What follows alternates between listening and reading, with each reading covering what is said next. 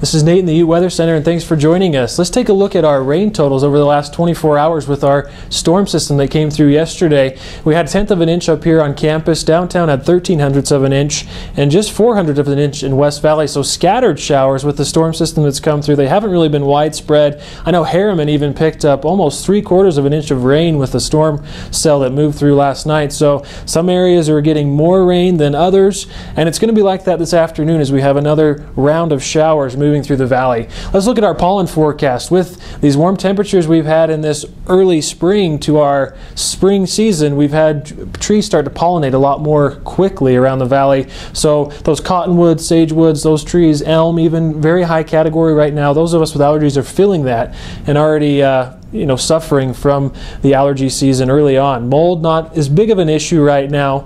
Our webcam on top of the William Browning building showing a lot of these clouds start to move in. We had partly cloudy conditions this morning, but these clouds are going to increase throughout the afternoon. Showers are going to increase as well. They're going to be scattered throughout the valley. We're not expecting widespread rain showers or even a whole lot of rain associated with this. A few mountain snow showers. I mean, looking at our satellite imagery right now, northern Utah looks to be about Davis County northward. We're seeing a few showers up there, even some snow showers up in the mountains. Looked at some of the webcams though for the road conditions.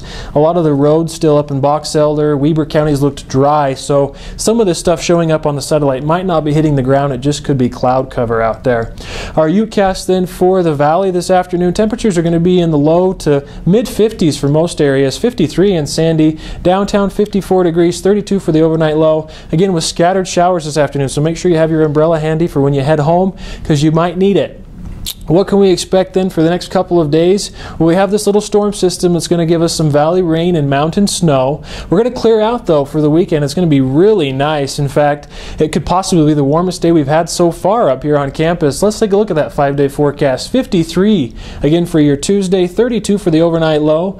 We're going to have partly cloudy conditions for Wednesday. This storm system is going to clear out this evening and into tomorrow morning. We don't really have a threat of showers for your Wednesday. Temperatures are going to remain on the cool side though. Overnight low near 37, 57 for your high on Thursday, and then gradually warming up Friday, Saturday.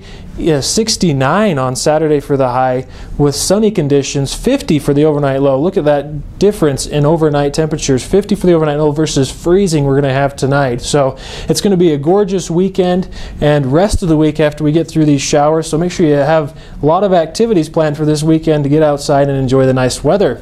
This is Nate in the Ute Weather Center, and thanks for watching.